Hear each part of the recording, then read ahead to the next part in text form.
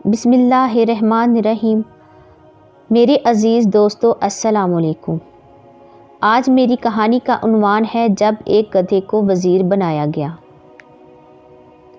ایک بادشاہ نے اپنے بہنوئی کی سفارش پر ایک شخص کو موسمیات کا وزیر لگا دیا۔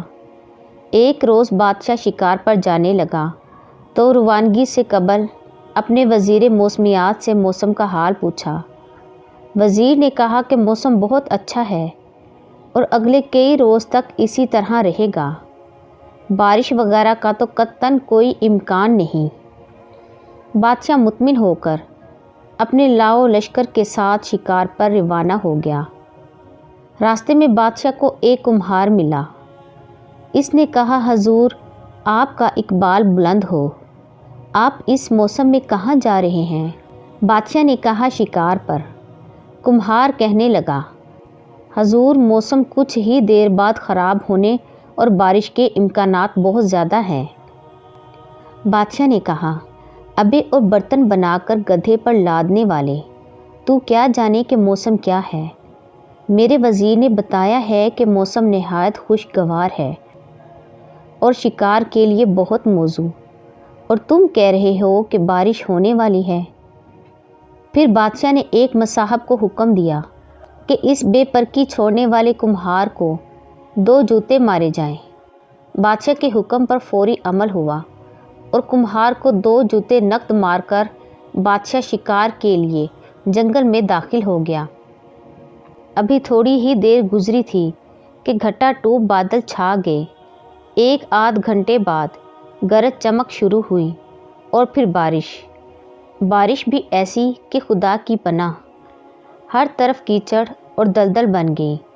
بادشاہ اور مصاحب کو سارا شکار بھول گیا، جنگل پانی سے جل تھل ہو گیا، ایسے میں خاک شکار ہوتا۔ بادشاہ نے واپسی کا سفر شروع کیا اور اپنے برے حالوں میں واپس محل پہنچا۔ واپس آ کر اس نے 2 کام کیے۔ پہلا یہ کہ وزیر موسمیات کو برطرف کیا اور دوسرا یہ کہ کمہار کو دربار میں طلب کیا، اسے انعامات سے نوازا اور وزیر موسمیات بننے کی پیشکش کی۔ کمہار ہاتھ جوڑ کر کہنے لگا، حضور کہاں میں جاہل اور ان پڑھ شخص، اور کہاں سلطنت کی وزارت، مجھے تو صرف برتن بنا کر بھٹی میں پکانے اور گدھے پر لاد کر بازار میں فروخت کرنے کے علاوہ کوئی کام نہیں آتا۔ مجھے موسم کا رتی برابر پتہ نہیں۔